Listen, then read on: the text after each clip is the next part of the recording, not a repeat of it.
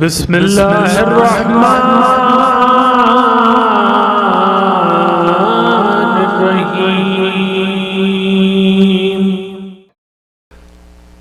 لا حول ولا قوة الا باللہ العلی العظیم۔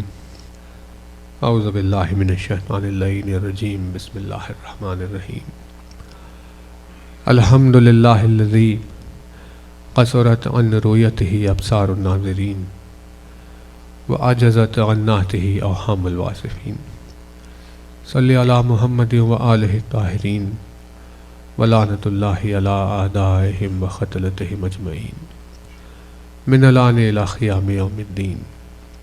اما بعد فقد قال اللہ سبحانہ تبارک و تعالی فی کتابہ المبین وقولہ الحق۔ بسم اللہ الرحمن الرحیم۔ الحمد للہ رب العالمین۔ صلی اللہ علیہ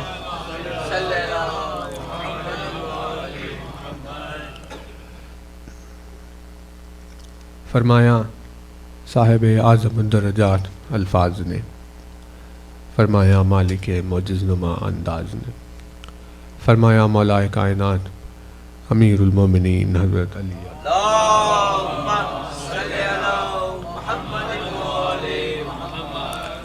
مولا کائنات کے جس مبارک و مقدس فرمان سے آپ کی خدمت میں مجلس کا آغاز ہے، اپنی اس بے مثل و بے نظیر حدیث میں مولا کائنات نے ایک صفت کا ذکر فرمایا۔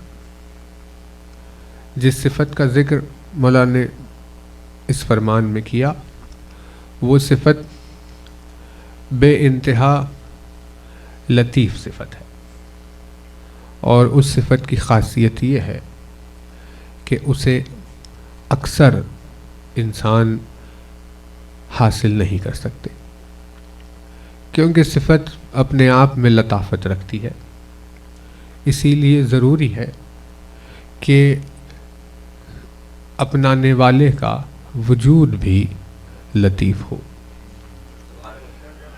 صفت میں کیونکہ بے انتہا لطافت پائی جاتی ہے، اسی لیے پروردگار عالم کی جانب سے توفیق کی ضرورت ہے تاکہ کسی کو اس صفت کے اٹھانے کی اہلیت حاصل ہو۔ انشاءاللہ یہ وہ صفت ہے جو مضمون سے جڑی ہوئی ہے۔ خدمت میں آہستہ آہستہ آپ کی خدمت میں اس کی اور وضاحتیں ہوگی۔ آغاز کر رہے ہیں۔ ارشاد فرمایا مولا کائنات نے کہ بسم اللہ الرحمن الرحیم۔ احسن ملابس الدنیا الحیا۔ ارشاد فرماتے ہیں کہ اس دنیا کے تمام لباسوں میں سب سے زیادہ حسین اور خوبصورت لباس حیا ہے۔ مولا نے فرمایا کہ سب سے حسین لباس حیا کا لباس ہے۔ یعنی اگر کوئی یہ چاہتا ہے کہ وہ اس زمین پر موجود سب سے بہترین لباس پہنے تو اسے چاہیے کہ اپنے وجود میں حیا پیدا کر لے۔ جس نے اپنے وجود میں حیا پیدا کی پھر اس نے سب سے بہترین لباس کو حاصل کر لیا۔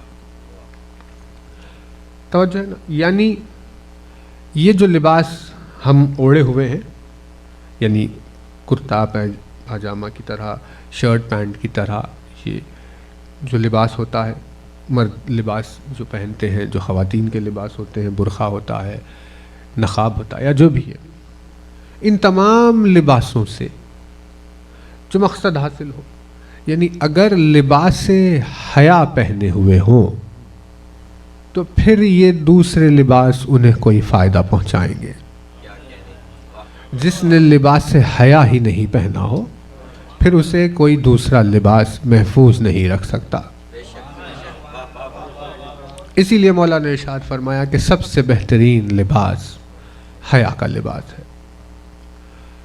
لباس کے تعلق سے بہت تذکرے کیے مولانا۔ اب یہ اتنی لطیف صفت ہے حیا کہ اس صفت کو بغیر خداوند عالم کی تائید کے کوئی اٹھا ہی نہیں سکتا. پروردگار عالم کی توفیق جب آ جائے تب کسی کو دولت حیا نصیب ہوتی ہے. مولا نے فرمایا اپنے آپ کو مزین کرو لباس حیا کے ذریعے سے. اب جب یہ سوال اٹھے کہ بھئی آخر حیا ہے تو پھر اب کیسے پتہ چلے، یعنی جس نے لباس حیا اختیار کر لیا اس کی حیا کی دلیل بن کر جو شے سامنے آتی ہے وہ ہے اس کی رضا. بھائی توجہ، بہت توجہ ہے. یعنی پردے سے اپنے آپ کو محجوب کرنا یا رضا کے ذریعے سے اپنے آپ کو چھپا لینا اس کے حیادار ہونے کی دلیل ہوتی ہے. یعنی رضا دلیل حیا ہوتی ہے. بھئی توجہ ہے. یعنی حیا کیا ہے؟ لوگوں نے محدود کیا اسے. لوگوں نے سمجھا بھئی حیا صرف لباس میں ہو، لیکن ایسا نہیں ہے. دین نے ہمیں یہ بتایا کہ حیا آنکھوں میں بھی ہوتی ہے، حیا الفاظ میں بھی ہوتی ہے، حیا لباس میں بھی ہوتی ہے، حیا مضمون میں بھی ہوتی ہے، حیا تحریر میں بھی ہوتی ہے، حیا تقریر میں بھی ہوتی ہے. یعنی ہر جگہ حیا پائی جاتی ہے. مضمون سے سمجھ میں آتا ہے کہ باحیا ہے یا بے حیا. جس مضمون کو اپنی گفتگو میں چن لیا ہے اس سے اس کی حیا کا پتہ چلتا ہے. اگر باحیا افراد کے تذکرے میں اس کا دل لگتا ہے تو اس کا مطلب یہ ہے کہ یہ خود بھی باحیا ہے. اور اگر ان کی محفلوں میں بے حیا لوگوں کا تذکرہ ہوتا ہو تو دلیل بنتی ہے کہ یہ خود بھی بے حیا ہے. مضمون کے چناؤ سے انسان کی حیا کا پتہ چلتا ہے، الفاظ کے استعمال سے اس کی حیا کا پتہ چلتا ہے. مولا نے فرمایا وجود میں اپنے حیا کو اتار لو، کیونکہ حیا سے بہترین لباس نہیں ہے. اس حیا کے اترنے کے بعد جو سب سے پہلی دلیل سامنے آتی ہے وہ ہے اس کی رضا. توجہ ہے نا. یعنی رضا ہے دلیل حیا، رضا ہے دلیل شرم و حیا. اور حیا ایک ایسی صفت ہے کہ خداوند عالم کو اتنی پسند ہے کہ اس نے خود بھی حیا کو اپنایا ہے. صرف اپنانے کا حکم نہیں دیا بلکہ خود بھی بہت حیا رکھتا ہے، بے انتہا حیا کرتا ہے. بہت سارے مقامات پر اس نے حیا سے کام لیا ہے. کچھ جگہ ہیں ایسی جہاں اللہ نے حکم دیا کہ دیکھو تمہیں یہاں حیا کی ضرورت نہیں. جیسے کہ پروردگار عالم نے کہا حصول علم کے لیے حیا نہیں ہے کہ بھئی بڑے ہیں یا پھر چھوٹے ہیں یا دور ہے قریب ہے کیسے سوال پوچھے کیسے علم. پروردگار عالم نے کہا نہیں، یہاں حصول علم کے لیے گنجائش حیا نہیں. حق و باطل کی تمیز میں حق کے لیے آواز اٹھانے کے لیے گنجائش حیا نہیں، باطل کی مخالفت کرنے کے لیے گنجائش حیا نہیں. بہت سارے مقامات ہیں جہاں اس نے کہا تمہیں یہاں حیا نہیں چاہیے. خود اس نے اپنے لیے کہا کہ ہم کسی حق بات کو پہنچانے کے لیے اگر ایک مچھر کی مثال دینے کی ضرورت پڑ جائے تو اللہ اس بات میں حیا نہیں کرتا. یعنی اس نے کہا کہ بھائی بات کو مفہوم کو پہنچانا ہے. لیکن ان کے علاوہ بہت سارے مقامات ایسے جہاں اس نے خود حیا سے کام لیا ہے اور بندوں کو حیا کا حکم دیا ہے. اسی لیے لباس کے پہننے کے احکام، ان کے تمام آداب وغیرہ بیان کیے گئے کہ بھائی تمہیں یہ لباس ہونا چاہیے، ایسا ہونا چاہیے. کیوں؟ کیونکہ اللہ تم سے حیا چاہتا ہے. توجہات رہے. اس میں پروردگار عالم نے جب حیا کو خود اپنے لیے اپنایا تو پھر ایک ایسی ردا کا ذکر ہوا جو اسی کی ذات مقدس سے جڑ گئی.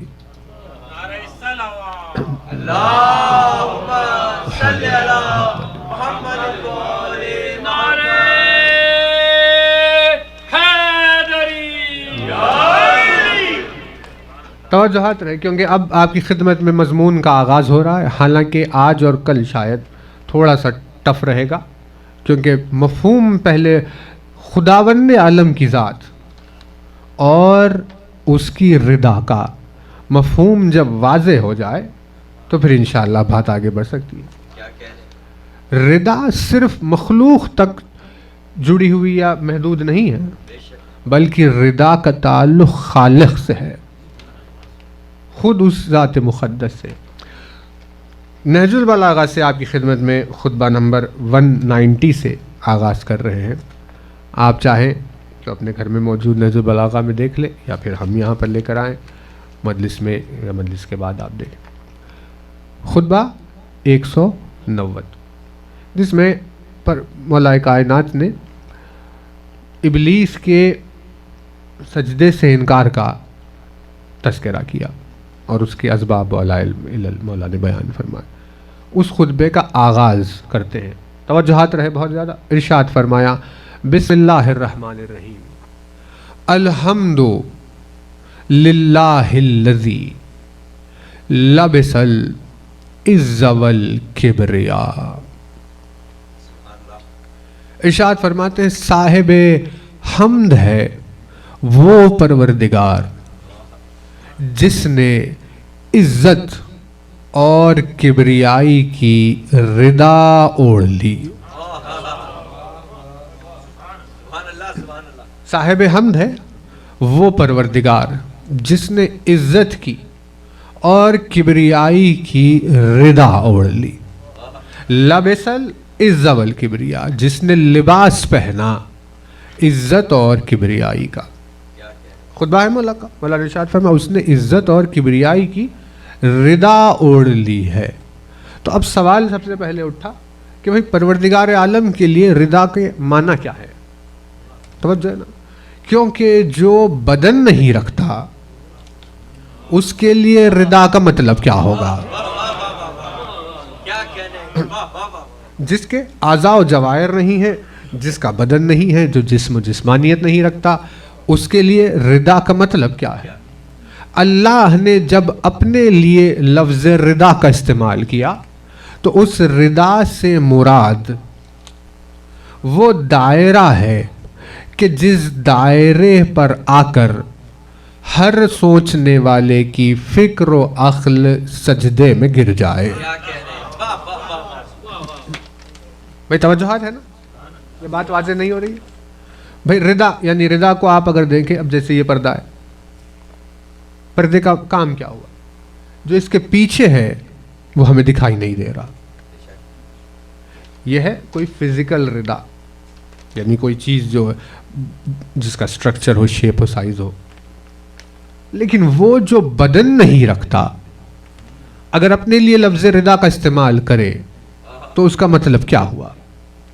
کیونکہ ردا آنے والی چیزوں کو روک دیتی ہے، اسی لیے اللہ کی ردا کا مطلب ہے جو اس تک پہنچنا چاہے وہ اس تک پہنچ نہیں سکے گا کیونکہ اس کی ردا آنے والوں کو روکے ہوئے ہیں. بھائی توجہات رہے. اس کی ردا آنے والوں کو روکے ہوئے. لیکن جب آنے والوں کی بحث چھڑ جائے تو اس کے لیے آنے والے کا مطلب کہیں چل کر جانا نہیں ہے، کیونکہ ذات اس کی بے بدن، وجود اس کا لامکان، نہ بدن رکھتا ہے نہ مکان میں آتا ہے. اس کی طرف جانے کا مطلب کوئی چلتے ہوئے نہیں جا رہا. لیکن وہ لوگ جو جب اس کا تذکرہ سننے کے بعد اس کے بارے میں سوچنے لگتے ہیں اور ان کی فکریں نکل کر پرواز کرتی ہے تو جہاں جا کر ان سب سوچنے والوں کے افکار دم توڑ دے وہ دائرہ جو ہر آنے والی فکر کو اس کے سامنے روک دے، اس کو اس کی رضا کہا جائے گا۔ بھائی توجہات ہے نا؟ مولا نے اپنے خطبے میں ارشاد فرمایا، بہت توجہ ہے، مولا کے کئی خطبے ہیں، یہ خطبہ آپ کی خدمت میں افتخاریہ سے ایک دو جملے یاد آ گئے۔ اب دیکھیں مولا نے ارشاد فرمایا، اس میں ارشاد فرماتے ہیں کہ انا ذالک الکتاب الذی لا ریب فیہ وانا الاسماء الحسنى التي امر ان يدعى بها انا صاحب المکیال وخطرات الامطار انا مونع الثمار وانا مفجر العیون وانا مونع الثمار۔ ایسے کئی جملے ہیں اس خطبے میں۔ مولا نے ارشاد فرمایا، میں وہ ہوں کہ جو ہواؤں کو چلاتا ہے، موسموں کو بدل دیتا ہے۔ مولا نے ارشاد فرمایا، میں وہ ہوں جو زمین میں دبے ہوئے بیج کو شجر میں بدل دیتا ہے۔ میں وہ ہوں جو سوکھے ہوئے شجروں میں ثمر پیدا کرتا ہے۔ میں وہ ہوں کہ جس کے حکم سے کائنات کا نظام چل رہا ہے۔ بے توجہ رہے، یعنی خطبہ درمیان میں انسان کے علی کی زبان سے یہ جاری ہوا، جس میں فخر مباحات کے الفاظ ہونے کی وجہ سے خطبے کا نام افتخاریہ رکھا گیا۔ نہیں توجہات نہیں کر رہے، ایک بلند ترین صلوات بارگاہ ہے۔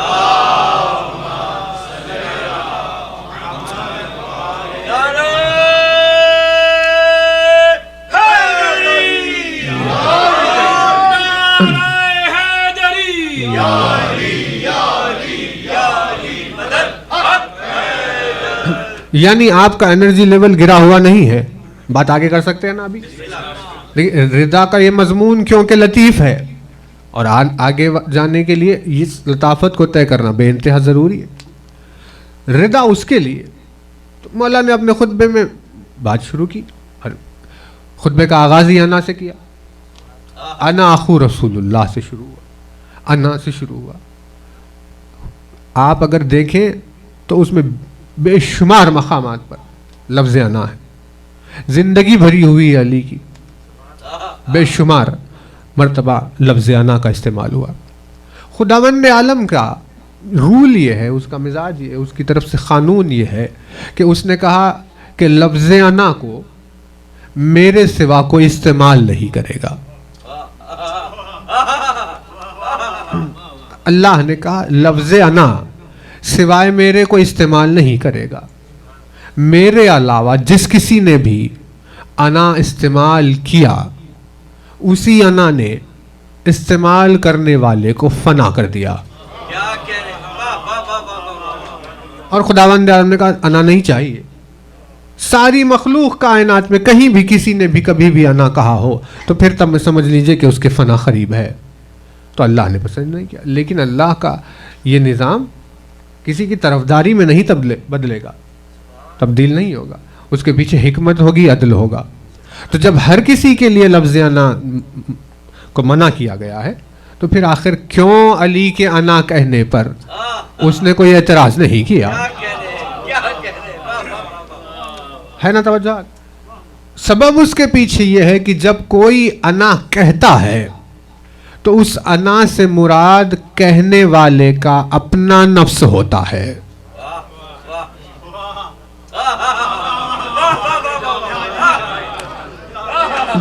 جب کوئی انا کہتا ہے تو اس سے مراد اس کا اپنا نفس ہوتا ہے، لیکن اگر علی انا کہے تو اس سے مراد اللہ کا نفس ہوتا ہے۔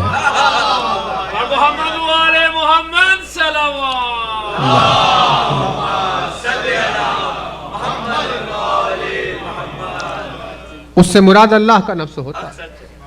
اسی لیے کئی مرتبہ لفظ انا کا استعمال کیا، اور وہ امور توجہ رہے، وہ امور جو توحید سے جڑے ہوئے ہیں، ان تمام امور کو علی نے اپنی ذات سے منسوب کیا۔ جو مخلوق سمجھتی ہے کہ بھئی یہ کام اللہ نے کیا ہے نا۔ اب سورج نکل گیا تو اب کس نے نکالا سورج کو؟ اب رات ہو گئی، اب ہم کیا کریں گے؟ سوائے انتظار کے کچھ نہیں کر سکتے۔ بحث چل رہی تھی تو جناب ابراہیم کی نمرود سے بحث چل رہی، تو اب کیا رکھ دی دلیل اس نے کہا وہ مارتا ہے زندہ کرتا ہے. اس نے کہا کہ بھائی میں بھی کر سکتا ہوں. جسے قتل ہونے کی سزا تھی اسے چھوڑ دیا, کسی کو ناحق مار دیا. بہرحال ہر بات پر کوئی نہ کوئی جواب دے رہا تھا. ابراہیم نے کہا میرا رب وہ ہے جو سورج کو مشرق سے نکالتا ہے. اب تو اگر اللہ ہے تو سورج کو مغرب سے نکال کر دکھا. یعنی عجیب بات ابراہیم نے کی. ابراہیم نے کہا اگر تو اللہ ہے تو سورج کو مغرب سے نکال کر دکھا. وہ عاجز آ گیا. اس نے کہا کہ بھئی یہ تو نہیں کر سکتے, لیکن صفت تو جڑ گئی کہ بھئی یہ کام اللہ کا ہے. بہت توجہ رہے.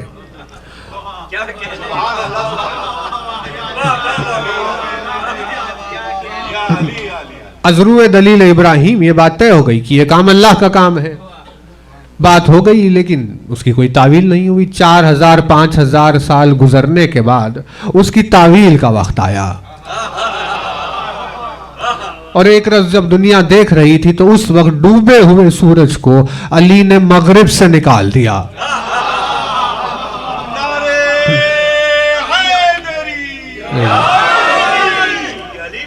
مغرب سے سورج کو نکالا. تو اب جو کام اللہ کی ذات سے جڑا ہوا تھا اسے علی نے پورا کیا. بھائی توجہ ہے نا. یعنی امور کائنات, نظام کائنات میں جتنے کام انسان یہ تصور کیے ہوئے کہ بھئی یہ کام اللہ نے کیا ہے یا یہ کام اللہ کرتا ہے, اس خطبے میں ہر اس فعل کو, ہر اس کے کام کو اپنی طرف منسوب کیا. توجہ ہے نا, اپنی طرف منسوب کیا. تو اب لوگوں نے کیا خیال کیا؟ لوگوں نے خیال کیا کہ بھئی یہ علی انسان کے درمیان میں اپنی بڑی تعریف کر رہے ہیں, خود ہی اپنی تعریف کر رہے ہیں. دیکھیے بشر کی کمظرفی کا کیا عالم ہے.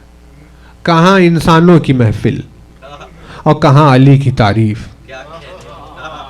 کہاں انسانوں کی محفل اور کہاں علی اپنی زبان سے تعریف کرے. یہ خطبہ افتخاریہ یا اس طرح کے خطبے مخلوق کے درمیان میں علی اپنی تعریف نہیں کر رہے, بلکہ وہ سوچنے والی فکر جو کسی چیز میں اللہ کو یوں سوچ رہی ہے اس کی سوچ کو اپنی طرف موڑ رہے ہیں. نہیں توجہ نہیں کر رہے. یعنی فکر کا موڑ دینا کتنا لطیف کام ہے. بھئی یہ کام کون کر رہا ہے؟ کہ یہ وہ کر رہے ہیں. اب ساری مخلوق سوچ رہی ہے کہ وہی کر رہا ہے. علی نے اپنے خطبے میں کھڑے ہو کر کہا کہ یہ جتنے کام تمہیں نظر آ رہے ہیں یہ سب میں کر رہا ہوں. لوگوں نے سمجھا علی اپنی تعریف کر رہے ہیں, لیکن لوگوں کو کہاں پتا کہ علی اپنی تعریف نہیں کر رہے, بلکہ ہر فکر کو اپنی طرف موڑ کر, توجہ ہے نا, ہر عقل کو, ہر سوچنے والی فکر کو اپنی طرف موڑ کر فکر کو اس کی طرف جانے سے روک رہے ہیں. مفہوم واضح ہو رہا ہے؟ ہر سوچنے والے کی عقل کو اپنی طرف موڑ کر ہر فکر کو اس تک پہنچنے سے روک رہے ہیں. اور ارشاد فرمایا تم اس کے بارے میں جو بھی سوچ رہے ہو وہ نہیں ہے جو تم سوچ رہے ہو. جتنا بھی تم سوچ رہے ہو وہ سب میں ہوں یہ کہہ کر فکر کو اپنی طرف موڑ دیا. اور جب فکریں یہاں علی کے دائرے پر پہنچ کر عاجز آ گئی تو اس کے آگے نہیں بڑھ سکی. اسی وجہ سے علی کا وجود اللہ کی رضا بن گیا.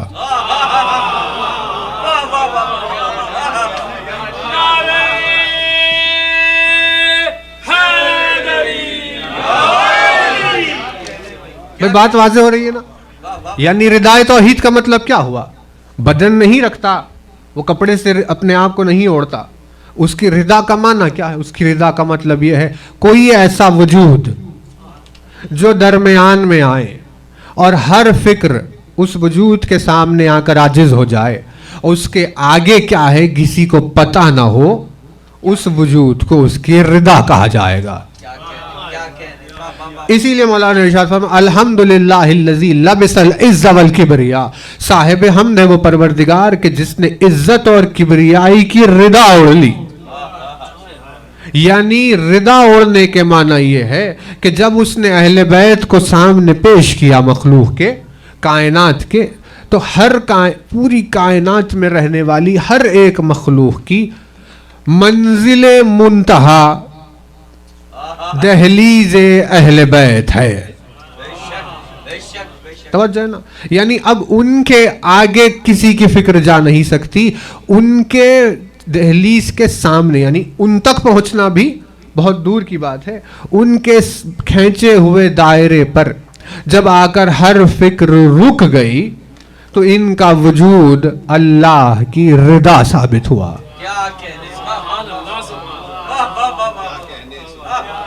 भाई तवज्जो हाथ रहे, है ना, बात वाज़ेह हो रही है। देखिए, अल्हम्दुलिल्लाहिल्लज़ी लबिसल इज़्ज़त वल किबरिया, इज्जत और किबरियाई। मौला ने रिदा को इसकी दो औसाफ से याद किया, उसकी रिदा इज्जत और किबरियाई की रिदा है। इज्जत किसे कहते हैं? लोगों ने क्या समझा कि भाई किसी ने हमें झुककर सलाम किया, हमें बुलाया, हमें बिठाया, ये सब हमें इज्जत दे रहे हैं। असल में इज्जत के माना ये नहीं है।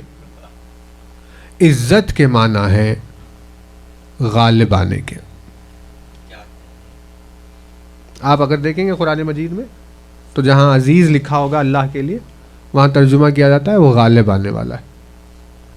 इज्जत गलबे को कहते हैं, डोमिनेशन को कहते हैं। जो डोमिनेट करेगा वो इज्जत वाला है। इसीलिए क्योंकि जो डोमिनेट करता है आप उसी को बुलाते। भाई कोई ख़ास है ना, आपने बुलाया घर में, आइए, हाथ पकड़ कर लेकर आए, सलाम कर रहे हैं, तो आपने सलाम किया, मतलब आप उससे अपने से बेहतर जानते, वो आपको डोमिनेट कर रहा है, इसलिए उसकी ताबीर इज्जत से कर दी गई। लेकिन इज्जत के ओरिजिनल माना है डोमिनेट करने के, गलबे के। अजीज उससे कहते हैं जो गालिब आएगा। तवज्जो है ना, इज्जत की सिफत, गालिब आने वाला हर लिहाज से। तो गालिब का मतलब ये नहीं है कि ज़बरदस्ती लड़ाई में कोई किसी को गिराए और खुद ठहरा हुआ अब हम गालिब है। भाई सवाल इल्म का हो जाए तो क्या करेंगे? सवाल बढ़ा, जवाब ना दे पाए, सवाल गालिब आ गया, है ना। मैदान जंग में किसी ने गिरा दिया, वो गालिब आ गया। सखावत में आपने 1000 रुपये दिए, उसने 10,000 दे दिए, वो गालिब आ गया। इबादत में आपने आधी रात इबादत की, वो सारी रात इबादत करता रहा, वो गालिब आ गया। ज़ुहद में, परहेजगारी में आप आधी रोटी पर आपने खिनात कर ली, उसने कुछ भी नहीं खाया, वो गालिब आ गया। नहीं, तवज्जुहात नहीं कर रहे, नहीं, देखिए ये तो माहौल नहीं था जिसमें आपने हमें मजलिस की आदत हमें जो डाल दी, वो ये माहौल तो नहीं था। लेकिन बहरहाल मजमून तय हो रहा है आहिस्ता आहिस्ता। यानी गलबा किसे कहते हैं? मार पीट कर किसी को नीचे गिराने को गालिब नहीं कहते। भाई सखावत में गालिब कौन है? जो ज्यादा दे रहा है। खिनात में गालिब कौन है? जो जितने कम पर राजी हो रहा है। ज़ुहद में गालिब कौन है? जो जितना ज्यादा इबादत कर रहा है। अब इस गलबे की आप बहस करें तो एक ही वजूद है ऐसा, मैदान जंग में खड़ा हो जाए तो कोई उसके सामने तलवार नहीं उठा सकता। अगर वो मिंबर पर आकर सलूनी कहे तो उसके सामने कोई सवाल नहीं पूछ सकता। वो अपनी सखावत के जलवे में अगर आए तो कोई दामन उसकी अता को अपनी दामन में समेट नहीं सकता। ज़ुहद और इबादत के मारिके में कोई उसके बराबर रात भर जागकर इबादत नहीं कर सकता।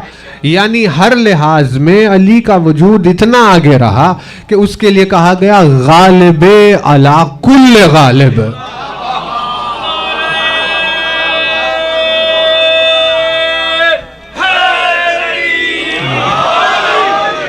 वजूद उसके लिए कहा कि गालिब अला कुल्ल गालिब, हर गालिब आने वाले के ऊपर जो गालिब आ जाए।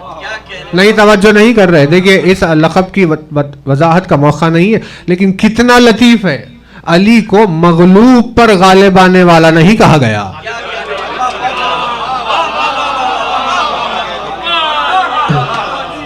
कि किसी मगलूब पर वजूद अली गालिब आ जाए।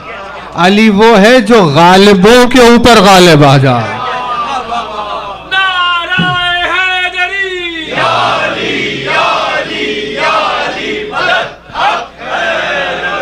मगलूब के ऊपर गालिब आए ये कमाल नहीं था। कमाल तो यह है कि कोई गालिब पर गालिब आ जाए। वो वजूद जो गालिबुन अला कुल्ल गालिब है, उस हस्ती का नाम अली इब्ने अबी तालिब है।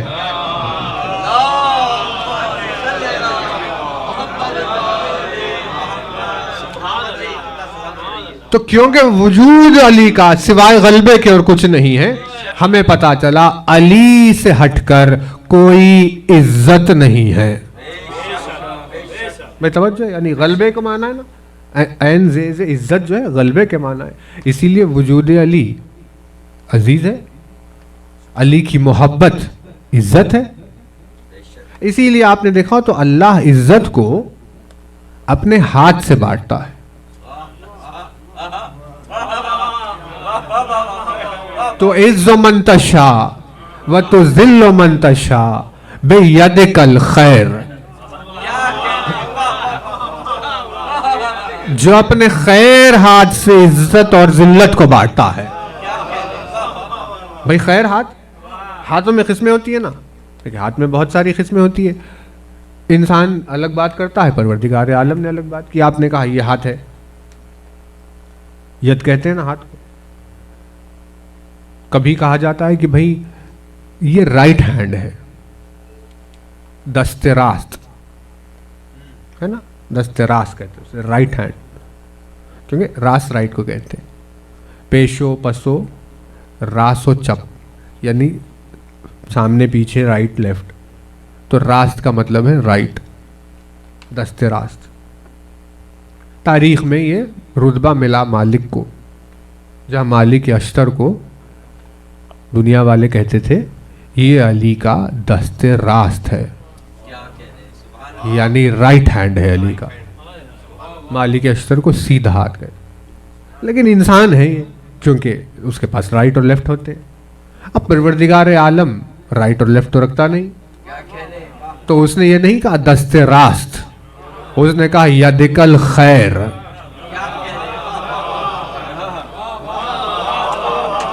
اس کے ہاتھوں میں رائٹ اور لیفٹ نہیں ہے، اس کا ہاتھ سوائے خیر کے کچھ نہیں ہے. اس یدک الخیر سے وہ عزت بانٹتا ہے، اسی یدک الخیر کی وجہ سے وہ ذلیل کر دیتا ہے. یعنی جس نے اس کی یدک الخیر پہ بیعت کی اسے عزت ملی، جس نے یدک الخیر کے مخالفت کی وہ ذلیل ہو گیا. سوائے علی کے نام کے کسی چیز میں عزت اس نے رکھی ہی نہیں. بھائی جو محب علی ہے وہ عزیز ہے، اور جو علی کا عدو ہے وہ ذلیل ہے. دنیا میں بھی آخرت میں بھی یہی صورتحال ہے. توجہات ہے نا. تو عزت اس نے اپنی عزت کا مظاہرہ علی کے وجود سے کیا. اور پھر کبریائی میں ابھی جو انا کی بات ہوئی، تکبر کی بات ہوئی، اپنی کبریائی کا پتہ اس نے وجود علی سے دیا. توجہ ہے نا، توجہات رہے. ارشاد ہوا سبحانہ ربک رب العزت اما یصفون. توجہ نا، یعنی اس نے کہا میں غالب ہوں، سب مغلوب ہو گئے، میں غالب ہوں. تو آپ اس یعنی اس بات کو آپ اگر سمجھ لیں، دیکھیں یہ بہت ایزی چیز ہے. یعنی آج کل تو بھائی سکولز میں سلیبس میں آ گئی ہے سب کچھ. غلبے کا مطلب اگر کسی کی سمجھ میں کچھ آ جائے تو وہ مغلوب ہو گیا ہے نا. یہی فکر نے ڈومینیٹ کر لیا، غالب عقل آ گئی، سمجھ میں آنے والا مغلوب ہو گیا. یہی سینس ہے نا. کوئی چیز ہے کو سمجھ میں نہیں آ رہی، جب تک سمجھ میں نہیں آ رہی وہ غالب ہے. جب سمجھ میں آ جائے تو اب عقل غالب ہے. اب ایک ایکویشن ہے کوئی عجیب سا، E=mc²، ایک ایکویشن. ارے بھئی یہ کیا ہے سمجھ میں نہیں آ رہا، اب وہ غالب ہے. لیکن کسی نے محنت کی، سمجھ گیا، اب اس کی عقل غالب ہے. مطلب غلبے میں جب عقل کو کچھ سمجھ میں آنے لگے تو وہ مغلوب ہو جاتا ہے. اسی لیے پروردگار عالم نے کہا میں عقل میں آتا ہی نہیں.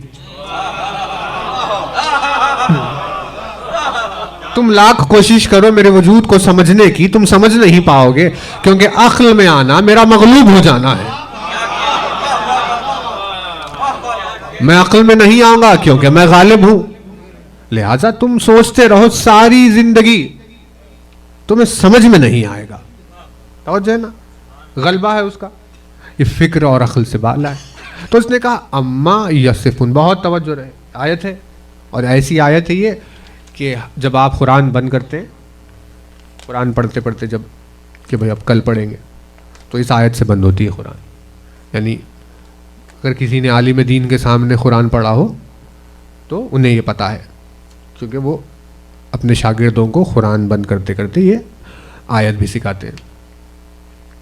ہم نے اپنے عالم کے سامنے پڑھی تھی تو انہوں نے ہمیں سکھا دی. تو جب قرآن بند ہو رہی ہے، سورہ صافات کی لاسٹ آیت ہے، اس سے بند ہوتی ہے. چلو بس باقی کا کل. سبحانہ ربک رب العزت عما یصفون وسلام علی المرسلین والحمد للہ رب العالمین. اس آیت پر ختم ہوئی قرآن. تو اس میں کیا کہہ رہا ہے؟ سبحانہ رب، بہت توجہ رہے، سبحانہ ربک، آپ کا رب قابل تسبیح ہے، رب العزت، جو عزت کا رب ہے. یعنی اسے کتنا ناز ہے اپنی وحدانیت پر، اپنی توحید پر، کہ اس نے کہا میں عزت کا رب ہوں. تو اب کائنات میں ڈھونڈے کوئی کہ بھئی عزت ہے کدھر؟ تو بھئی عزت وہی ہے جہاں غلبہ ہے. جو غالب آنے والا ہے وہی عزیز ہے، اسی کا وجود عزت ہے. تو اسے دنیا کے رب ہونے سے کوئی مطلب نہیں ہے. اسے خوشی ہے اس بات کی کہ میں علی کا رب ہوں.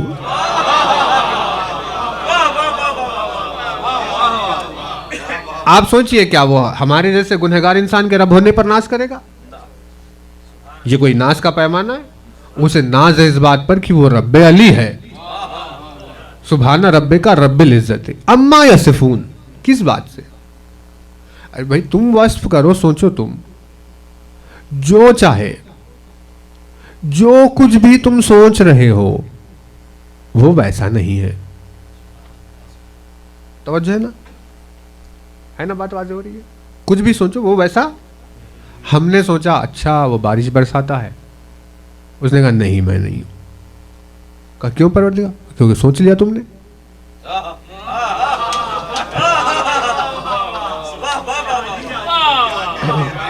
اگر میں وہ ہو جاؤں جو تمہاری سوچ میں آ جائے تو پھر میں کہاں رہا؟ تو بارش برسانے والا ہے، کہا تم سوچو ایسے، لیکن وہ حقیقت نہیں ہے میری. وہ ہم نے سوچا اچھا وہ دانوں کو پودوں میں بدلتا ہے، اس شجر میں بدلتا ہے. کہا ٹھیک ہے تم سوچو، لیکن میں وہ نہیں ہوں. چاند سورج ستاروں کے اس نظام کو چلانے والا ہے، کہا تم سوچو، میں وہ نہیں ہوں.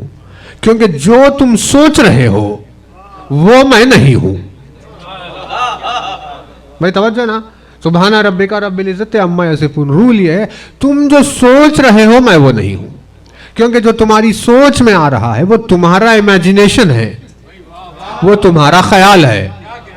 تو اس صلاحیت امیجنیشن کو جس نے خلق کیا ہو وہ خود امیجنیشن میں کیسے آئے گا؟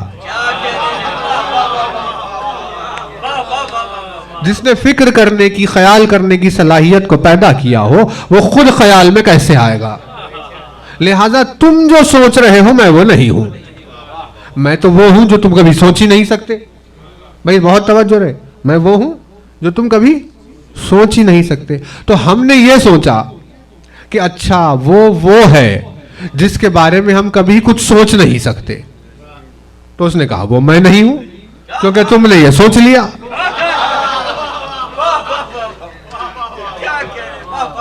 بھائی دیکھیے معیار توحید جو بیان کر رہا ہے، قرآن بیان کر رہا ہے. اگر تم نے یہ سوچا کہ اس کے بارے میں سوچا نہیں جا سکتا تو وہ میں نہیں ہوں، کیونکہ اتنا تو تم نے سوچ ہی لیا. یعنی اب جو سوچ رہے ہو، جہاں تمہاری فکر جا رہی وہ مجھ تک نہیں آ رہی، وہ میں نہیں ہوں. تو پھر آخر اب سوال اٹھے گا، پھر ہم جس کے بارے میں سوچ رہے ہیں آخر وہ کون ہے؟ آخر ہماری فکر اور عقل جا کر کس کے سامنے رک رہی ہے؟ وہ کون سا ایسا حجاب آ گیا جو فکر کو آگے بڑھنے سے روک دے رہا ہے؟ تو پتا چلا کہ اس تک پہنچنے نہ پائے، اسی لیے ہر فکر کو اپنی طرف موڑ کر علی کا وجود اس کی رضا بن گیا ہے.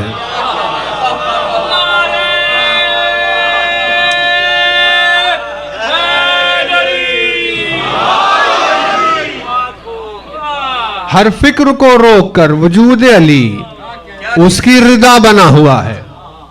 اس نے اپنے آپ کو علی سے چھپا لیا.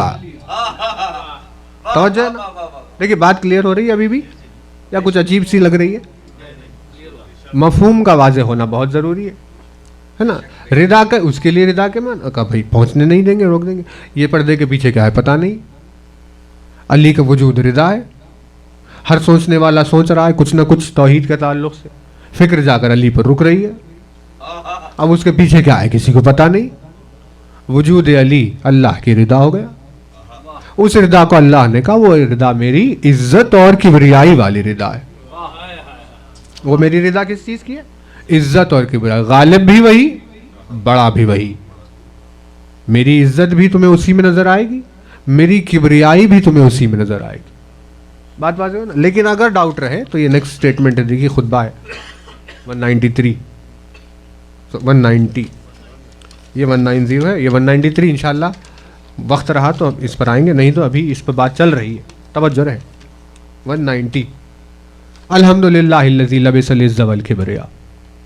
صاحب حمد و پروردگار جس نے عزت اور کبریائی کی رضا کو اوڑھ لیا، روڑا ہوا ہے. عزت اور کبریائی ان دونوں کے لیے ارشاد فرماتے وختارہما، یعنی اور اللہ نے ان دونوں کا، عزت کا اور کبریائی، ان دونوں کا اختیار، ان دونوں کا مختار بنایا ہے. توجہ نا، خطبہ ہے. ان دونوں کا مختار بنایا، ان دونوں کا اختیار دیا، ان دونوں کو چن لیا ہے اللہ نے. کس کے لیے؟ وختارہما لنفسہ دون خلقہ. اس نے ان دونوں کو اپنی نفس کے لیے چنا ہے.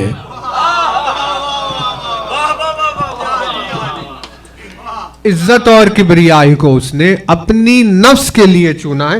دونا خلق ہی، یعنی مخلوق میں جتنے ہیں ان سب سے ہٹ کر کسی بھی خلقت کو حق نہیں ہے سوائے اس کے نفس کے کہ جو عزت و کبریائی کا مختار ہے.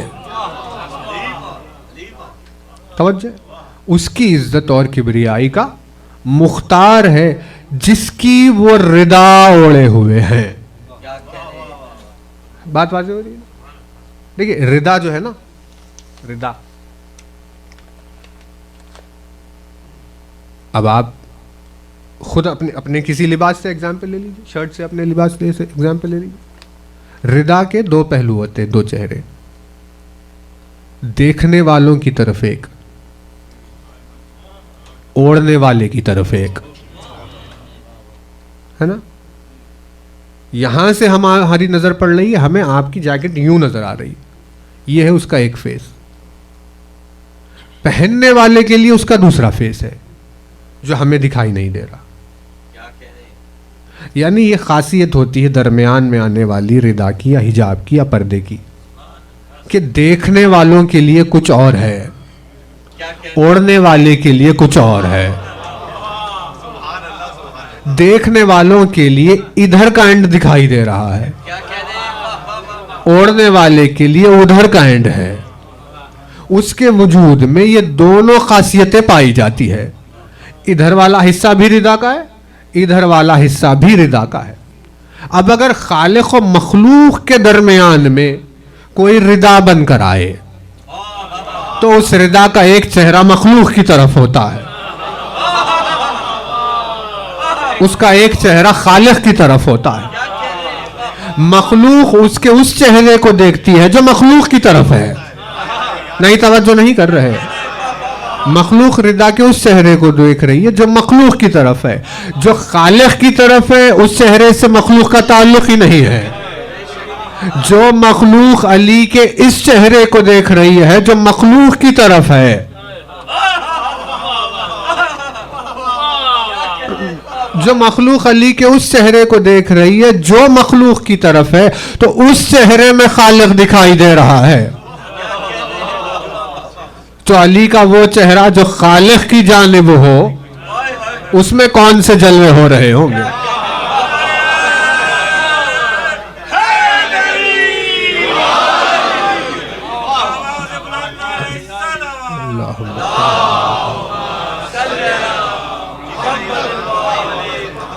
بھائی بات واضح ہو رہی ہے. جو مخلوق کی طرف اس کا چہرہ ہے، اس چہرے میں مخلوق کو خالق دکھ رہا ہے.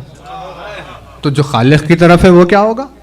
کیونکہ دونوں پہلو اس میں ہوتے ہیں، اسی لیے وجود علی میں یہ ضد پائی جاتی ہے، یہ وجود اس کا ہے جس میں یہ ضد پائی جاتی ہے، یعنی دو متضاد چیزیں ایک جگہ ہو جائے۔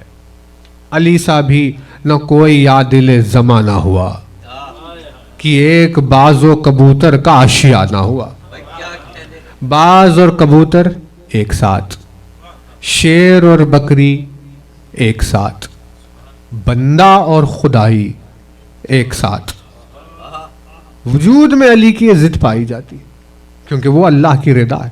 مولانا ارشاد فرمایا کہ الحمدللہ الذی لبس العز والکبریا، صاحب حمد ہے وہ جس نے عزت اور کبریائی کی رضا اوڑھی ہے، اور ان دونوں صفتوں کو، عزت اور کبریائی کو، ان کو اس نے اپنی نفس کے لیے چنا ہے۔ بھائی بہت توجہ رہے، اپنی نفس کے لیے چنا ہے، دون خلقہ، واختارہما لنفسہ دون خلقہ۔ یہ دون خلقہ کا اضافہ یہ بتا رہا ہے کہ سوائے اس کی نفس کے کسی کو عزت و کبریائی کا حق نہیں ہے۔ جو علی سے ہٹ کر اپنے آپ کو عزیز سمجھ رہا ہے، یا جو علی سے ہٹ کر اپنے آپ میں کبریائی کا خیال کر رہا ہے، وہ اللہ سے مقابلے پر اترا ہوا ہے۔ دون خلقی۔ اور آگے مولا نے کہا وَجَعَلَهُمَا حَمًا وَحَرَمًا عَلَىٰ غَيْرِهِ، اور اللہ نے ان دونوں کو، عزت اور کبریائی کو، اپنی نفس کے علاوہ ہر غیر پر حرام قرار دیا ہے۔ بھئی توجہ ہے، حرمن علی غیرہ، ہر غیر شخص کے لیے، اس کے علاوہ ہر کسی کے لیے اس نے ان دونوں صفات کو حرام قرار دیا۔ کتنا حرام؟ وَاسْتَفَاهُمَا لِجَلَالِهِ، اور اس نے ان دونوں کو اپنے جلال کے لیے چنا ہے، اپنے جلال کے لیے ان دونوں کو چنا ہے، دوسروں پر حرام رکھا ہے۔ کتنا حرام؟ اتنا حرام کیا ہے کہ وَجَعَلَ اللَّعْنَةَ عَلَىٰ مَن نَازَعَهُ فِيهِمَا مِنْ عِبَادِهِ، اتنا حرام کیا ہے کہ جس نے ان دونوں کی نسبت اپنی طرف کرنی چاہی، ان لوگوں کے اوپر اللہ نے لعنت پڑی ہے۔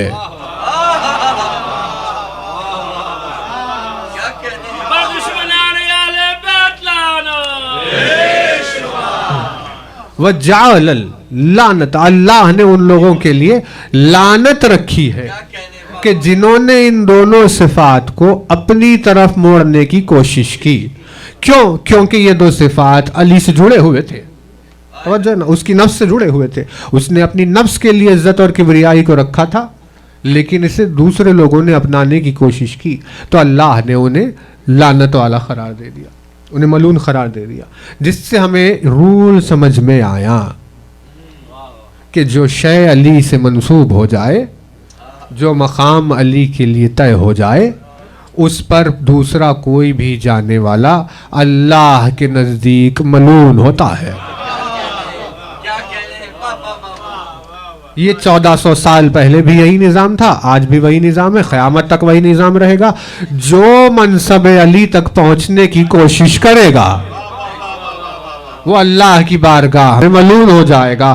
مخلوق اور فرشتے اور جن اور اجنہ اور انبیاء اور انسان تو بہت دور کی بات، اللہ ان لوگوں کے اوپر لعنت کر رہا ہوگا۔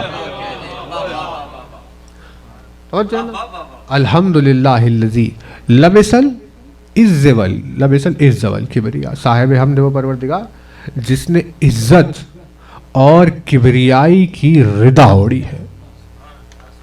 اسی میں وہ شہزادی کونین کا جو لقب کل چل رہا تھا آ کر جڑے گا، فے توئے میم، فتم کے معنی یہ ہے کسی کو روک دینے کے، کیونکہ رضا جیسے نظر کو روک دیتی ہے، اوڑھنے والے تک پہنچنے نہیں دیتی، اسی لیے رضا فتم کا کام کرتی ہے۔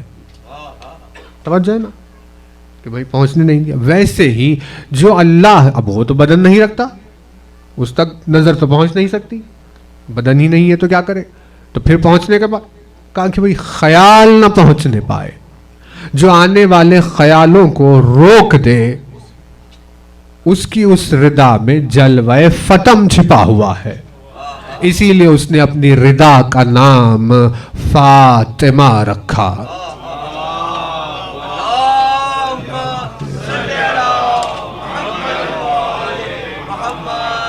اس سبب سے اس نے اپنی رضا کا نام فاطمہ رکھا کہ ہر آنے والی فکر جہاں آ کر دم توڑ دے، اس سدرۃ المنتہا کو اس نے فاطمہ کہا۔ توجہ نا، یعنی اہل بیت ردائے توحید ہے، ٹھیک ہے نا۔ تو دیکھیے یہ دلائل الامامہ ہے، کتاب کا نام ہے بہار الانوار میں بھی موجود ہے۔ ایک حدیث ہے آپ کا 5 منٹ تو ہم سنا دیں گے۔ دیکھیے یہ امام صادق آل آباد ہے۔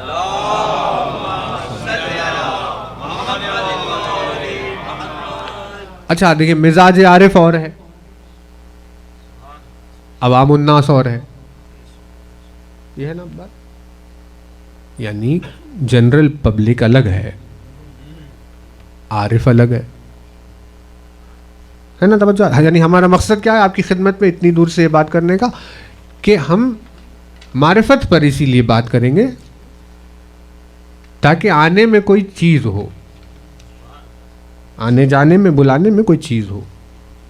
یہ کوئی بات ہے کہ اتنی زحمتیں اٹھا کر، اتنی پریشانیاں اٹھا کر اتنی دور سے آپ نے بلایا اور ہم نے آپ سے سامنے آپ کے آ کر کہا دیکھیے شراب پینا حرام ہے، یہ کہہ کر چلے گئے۔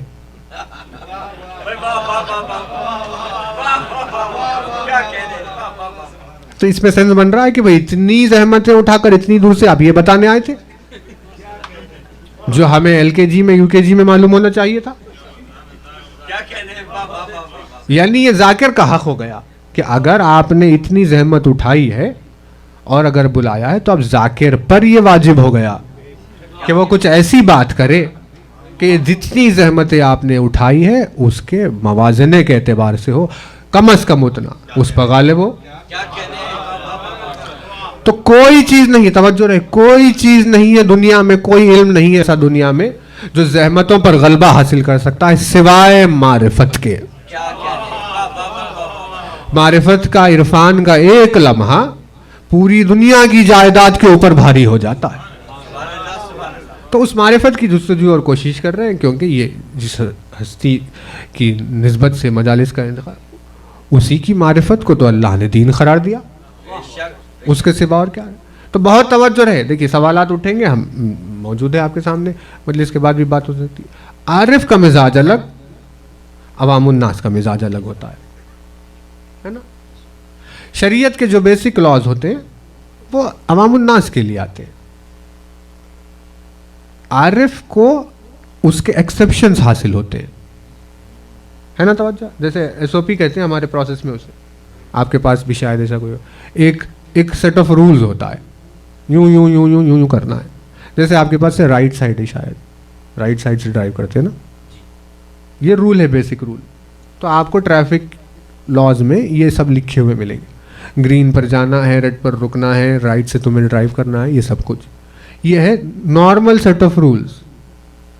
پھر نیچے ایکسیپشنز بھی لکھے ہوئے ہوں گے، ہے نا، کہ اگر کنسٹرکشن چل رہا ہو، اگر کوئی ایسی صورتحال ہو تو لیفٹ سے چلے جائیے۔ بات واضح ہوتی ہے؟ مطلب جنرل رول الگ ہے، ایکسیپشن الگ ہے۔ شریعت جو آئی ہے، شریعت عوام الناس کے لیے جس حساب سے آتی ہے اس میں ایک بیسک سیٹ آف رولز ہے۔ عارف کو اس میں ایکسیپشنز حاصل ہوتے ہیں کیونکہ اس نے منزل عرفان کو طے کیا ہے۔ ایگزامپل، حکم شریعت یہ ہے جان بچانا واجب ہے، جان پر بنائی، ہمیں بچانا ہے اپنے آپ کو، واجب ہے، اگر نہیں کیا گا، نہیں کریں گے تو حرام ہے، مر جائیں گے تو اس کی بھی سزا ہے، یعنی گناہ ہے وہ، کیونکہ جان کا بچانا واجب تھا۔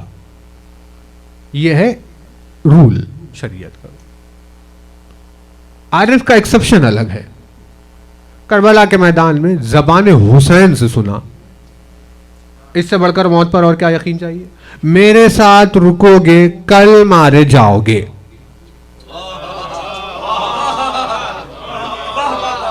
بھائی توجہات رہے، میرے ساتھ رک جاؤ گے کل مارے جاؤ گے۔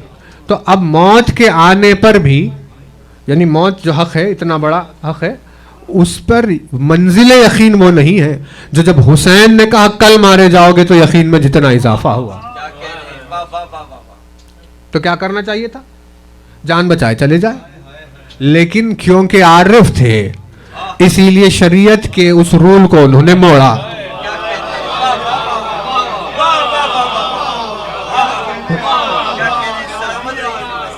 انہوں نے کہا ہم جان سے نہیں بچائیں گے یا حسین، ہم تو آپ کے ساتھ قتل ہونے والے ہیں. اپنے آپ کو میدان جنگ میں جھونک دیا، مر گئے، قتل ہو گئے، سر کٹا دیا.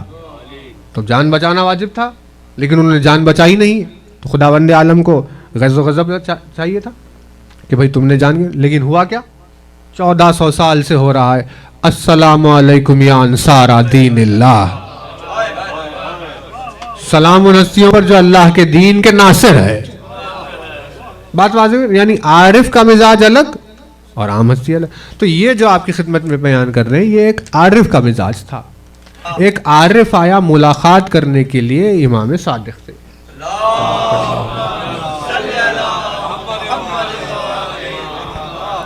وہ عارف ہے، اب اس کی مرضی ہے، اس نے ملاقات کے لیے، وہ پہچانتا ہے کہ کدھر آیا ہے، اسے پتا ہے کس کی ملاقات کے لیے آیا، اسے پتا ہے کس کی زیارت کے لیے آیا.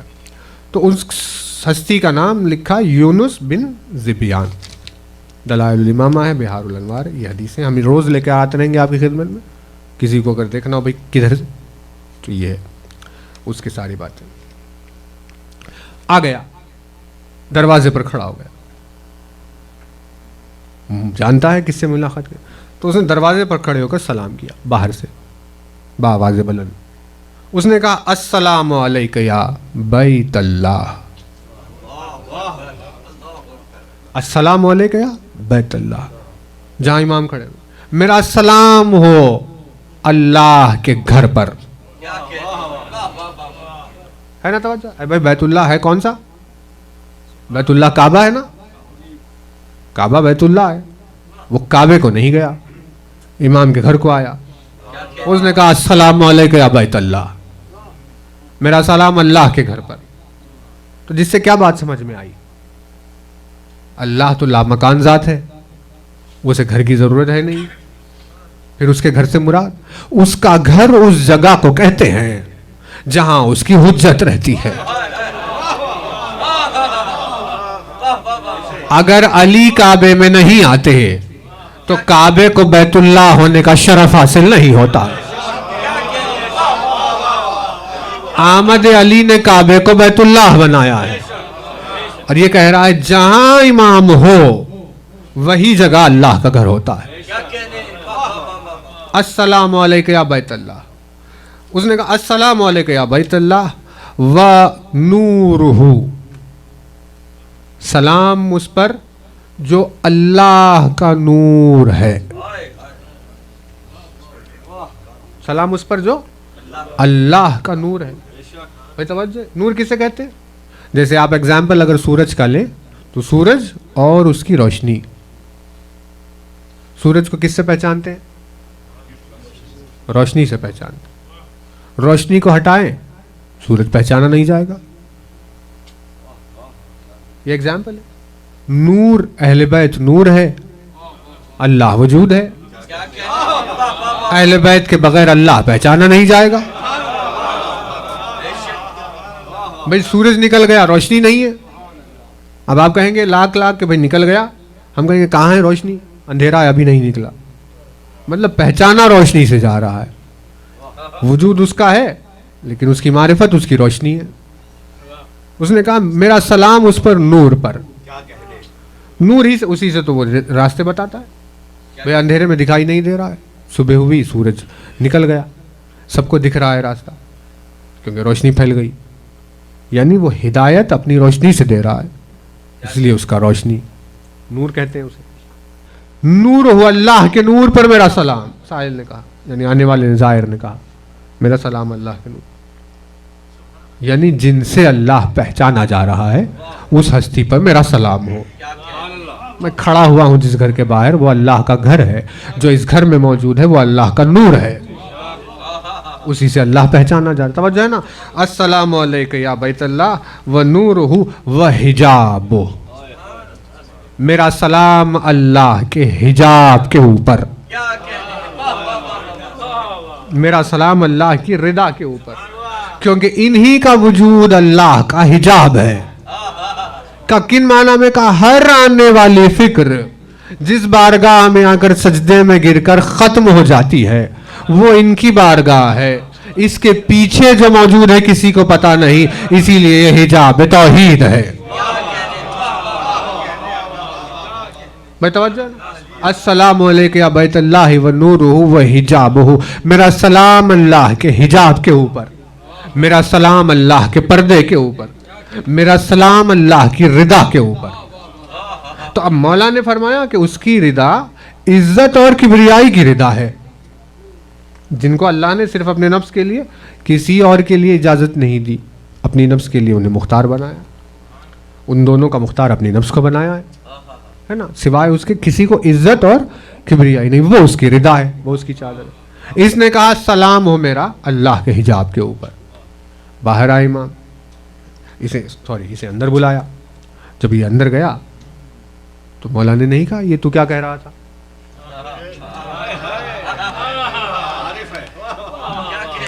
بھئی یہ حجت ہے نا، حجت کی تو ذمہ داری ہے کہ کہیں بھر بھی ایک تنکے بھر کی غلطی ہو کسی سے فوراً اسے ٹوکے۔ اور اس نے آ کر، کیونکہ یہ عارف پہنچا تھا، اور اس نے جب امام کے گھر کو بیت اللہ کہا تو امام نے یہ نہیں کہا تو نے اسے بیت اللہ کیوں کہا، کیونکہ امام نے دیکھ لیا کہ یہ پہچانتا ہے کہ اللہ کا گھر کہتے کسے ہے۔ امام سے تو پہچانا جائے گا، اس کے سوا اور کیا پہچانا جائے گا؟ وَنُورُهُ وَحِجَابُهُ، میرا سلام اس کے نور پر اور اس کے حجاب۔ تو اس نے آنے والے نے حجاب کہہ کر آواز دی، رضا کہہ کر پکارا اس نے۔ امام نے اسے جب بلایا تو اس سے کہا کہ مجھ سے سوال کر۔ جب اندر پہنچا تو امام نے کیا ارشاد فرمایا؟ یا یونس سل، اے یونس مجھ سے سوال کر۔ توجہ نہیں، توجہ نہیں کر رہے، دیکھیں مجھ سے سوال کر، یہ سٹیٹمنٹ غالب ہونے کی دلیل ہے نا؟ سلونی ہمیشہ غلبے کی دلیل ہوتا ہے، میں سوال پوچھنا چاہتا ہوں مغلوب ہونے کی دلیل ہے، مجھ سے سوال کرو یہ غالب ہونے کی دلیل ہے۔ میدان علم میں ہر سائل مغلوب ہے، دعوی سلولی کرنے والا غالب، تو یہ وہی وجود ہے۔ اسی لیے مولا نے کہا سل، مجھ سے سوال کر یونس، یا یونس سل۔ کیوں؟ کیونکہ نحنو نجلی النور فی الظلمات، ہم اندھیروں میں اللہ کے نور کی تجلی ہے۔ مجھ سے سوال کر، ہم سے سوال کر، ہم اندھیروں میں اللہ کے نور کی تجلی ہے، یعنی ہم نہ ہوتے تو کونین کے ہر کونے میں اندھیرا پھیلا ہوا ہوتا، ہمارے وجود سے اندھیروں میں روشنی پیدا ہوئی۔ بھیا ہمارے لیے اگزامپل ہے مکے کا، مکہ کیا تھا سوائے اندھیرے کے؟ آمد رسول ہوئی تو روشنی ہوئی، اس کے سوا کیا تھا وہاں پر؟ بت پرستی چل رہی تھی، اولاد کو زندہ دفنانا ہو رہا تھا، قتل و غارت گیری، چوری، یہ سب برائیاں پھیلی ہوئی معاشرے میں، اتنا اندھیرا۔ رسول کی آمد ہوئی تو روشن ہوا، یعنی رسول کا وجود اندھیروں کو روشنی میں بدلنے والا ہے۔ کہا سوال کر، کیونکہ ہم اندھیروں، وَنَحْنُ بَيْتُ الْمَعْمُورِ، ہم سے سوال کر کیونکہ ہم بیت المعمور ہے۔ بیت المعمور ہم ہیں جس کی شبیہ میں کعبہ بنایا گیا، یعنی بیت المعمور ہم ہیں، اس کی شبیہ کعبہ ہے۔ جو شبیہ ہے اس کا اتنا احترام ہے، جو شبیہ ہے اس کا طواف ہے، جو شبیہ ہے اس کو سجدہ ہے، جو شبیہ ہے اس سے نماز ہے، جو شبیہ ہے اس سے حج ہے، جو شبیہ ہے تو اتنی اہم ہے، تو سوچو کہ اصل کی اہمیت کا کیا عالم ہوگا۔ بات واضح، ہم بیت المعمور ہے، ہماری شباہت میں کعبے کو بنایا گیا۔ الذی من دخلہ کان آمنا، کون سا بیت المعمور؟ وہ کہ جو اس میں داخل ہو جائے اسے امان ہے نا؟ تو اب آپ نے سنا ہوگا اسے مکے سے منسوب کر دیا لوگوں نے، دائرہ جو حرم کا ہے، بھئی جو اس میں آ جائے اسے امان ہے۔ کہتے ہیں نا. تو اب وہاں جائے تو ماریں گے نہیں, قتل نہیں ہوگا, کچھ نہیں ہوگا, مچھر نہیں مارنی ہے آپ کو, مکھی کو نہیں مارنا ہے, کسی کو کچھ نہیں کرنا, نہیں اذیت نہیں دینی. کیوں؟ کیونکہ امان کے دائرے میں آ گئے. اے بھائی انسان کی امان اور ہے, اللہ کی امان اور ہے. آپ خود بتائیے کہ آپ نے کعبے کے یعنی اس دائرے میں, حرم کے کعبے کے اندر یا اطراف میں, کیا آپ نے کسی ایسے شخص کو نہیں دیکھا جو اللہ کے عذاب میں گرفتار ہے؟ کسی حاجی سے پوچھ لیجئے جو حج کر کے واپس آتا, وہ کہے گا ایسے ایسے لوگ ملے ہمیں کہ بھئی سورج سے پتا چل رہا ہے عذاب الہی آنے والا ہے. کا پروردگار وہ تو حرم میں رہتا ہے تو اسے تو امان ہونی چاہیے. کہ اس نے حرم کے معنی کو پہچانا ہی نہیں, اس دائرے میں آ جانے سے امان نہیں ہے, بلکہ جو کعبے میں آیا ہے اگر اس کی محبت کے دائرے میں داخل ہوگا تو امان ہے.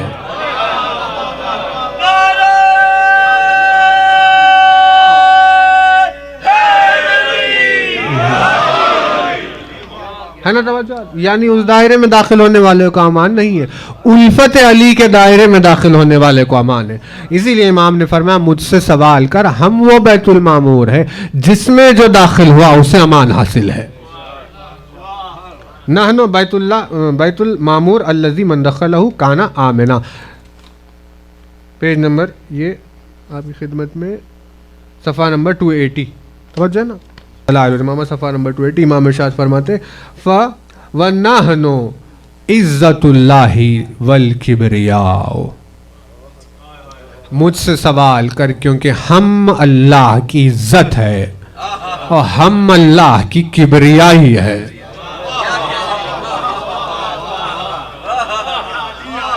ہم سے اللہ کی عزت کو سمجھا جائے گا, ہم سے اللہ کی کبریائی کو پہچانا جائے گا. ہم اس کی عزت و کبریائی ہے. آنے والے نے حجاب کہہ کر سلام کیا. امام نے اپنے تعارف میں عزت و کبریائی کی بات کی. مولا نے اپنے خطبے میں ارشاد فرمایا صاحب حمد ہے وہ پروردگار جس نے عزت اور کبریائی کی رضا اوڑھ لی ہے.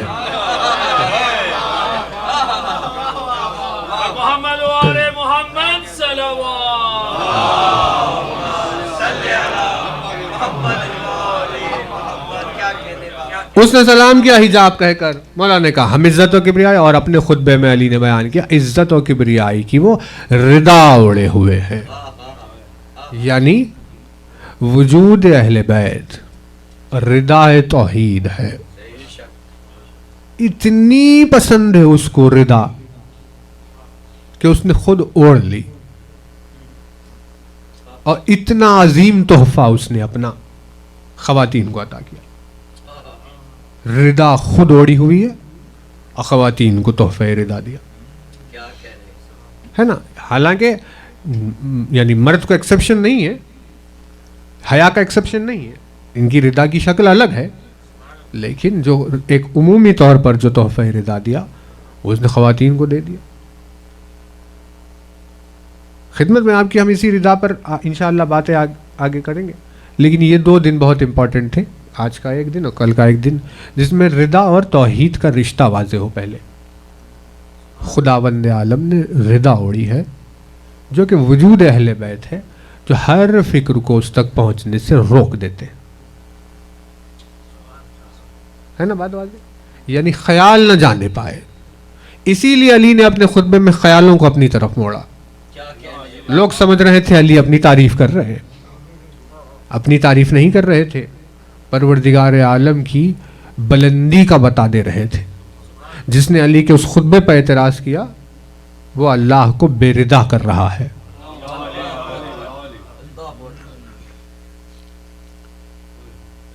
القاب میں سیدۃ النساء العالمین کے ایک لقب ہے حجاب اللہ, اللہ کا حجاب. فتم سے جڑا ہوا ہے نا, انشاءاللہ دیکھیے اب اور بات ہوگی, لیکن جڑا ہوا ہے فتم سے. جس کا وجود اللہ کی رضا ہو, جس کا وجود اللہ کی عزت اور کبریائی والی رضا ہو, اس کی بیٹی ایک چادر کا سوال کر رہی تھی. یعنی مصائب میں اور طول دینے کی ضرورت نہیں ہے. یہ حیا کا جو مضمون بے انتہا لطیف عزاداروں کو تنہائیوں میں رلاتا ہے. جب سارے دن بھر کے کام کاج سے ہر چیز سے جب فارغ ہو کر جب لیٹتے ہیں سونے کے لیے، اور اس وقت جب آہستہ آہستہ تنہائیوں میں خیال جو آگے بڑھنے لگتا ہے قرب اہل بیت کی طرف، ویسے عالم میں انہیں ان چیزوں کو یاد کر کے گریہ طاری ہو جاتا ہے. تصور کرے کوئی کہ کیا زمانہ اہل بیت نے دیکھا، کیا دور علی کی بیٹیوں نے دیکھا، کیسا وقت ان پر سے گزر گیا. ایک دنیا میں کوئی عام خاتون اگر ہو آج یعنی اتنے پرآشوب زمانے کی اگر آپ بات کریں تو اتنے پرآشوب اور ظلم و ستم کے زمانے میں بھی اتنی غیرت باقی ہے آج بھی کہ اگر کوئی خاتون آج ایک چادر کا سوال کرے تو چار طرف سے اس کے لیے چادروں کا اہتمام کیا جاتا ہے. اتنے پرآشوب دور میں بشریت کے لیے اتنا اہتمام کیا جاتا ہے. لیکن وہ علی کی بیٹی جو اللہ کا حجاب ہو، بے مخنہ و چادر بازار کے درمیان میں کھڑے ہو کر ایک چادر کا سوال کر رہی تھی. کسی نے ایک چادر کے سوال کو پورا نہیں کیا. کوئی یعنی تکلیف قلب زینب کو دیکھے کہ قلب پر کیا گزر رہی ہوگی، کیونکہ کسی خاتون کے لیے اس سے زیادہ کوئی بنیادی سوال نہیں ہے، اس سے زیادہ کوئی بیسک سوال نہیں ہے سوائے اس کے کہ چادر کا سوال ہو. ایسا سوال وہ گھرانہ کر رہا تھا جس گھرانے سے دنیا نے پردہ کرنا سیکھا ہو، اور ایسے سوال پر کوئی جواب نہیں دیا گیا. بے مخنہ و چادر بازار سے گزر گئی، بے مخنہ و چادر دربار سے گزر گئی، بے مخنہ و چادر زندان میں رہ گئی. یعنی کیا ایام زینب پر گزر گئے. اسی لیے جب اس وقت جب اپنی ماں کو مدینے میں جب فیدق کا سوال کرنے کے بعد شہزادی کونین پلٹ کر واپس آئی تھی تو عجیب جملہ زینب نے کہا تھا کہ اماں یہ کیا انقلاب زمانہ ہے کہ نانا کے گزرنے کے بعد تجھے جا کر دربار میں کھڑے ہونا پڑ گیا. اس جملے کو سنتے ہی فاطمہ کے کلیجے کے ٹکڑے ہو گئے. ایک مرتبہ اپنی بیٹی کے سر پر ہاتھ پھیرتے ہوئے کہا زینب سب یہ کہیں کہ میں دربار میں جا کر آئی ہوں تو کہیں، لیکن تو نہ کہنا کہ میں دربار میں جا کر آئی.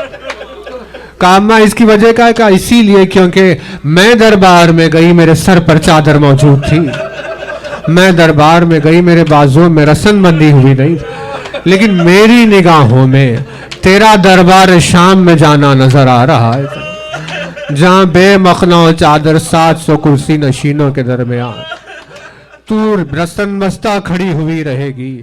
یہ تیری منزلیں ہیں جن سے تجھے گزرنا ہے.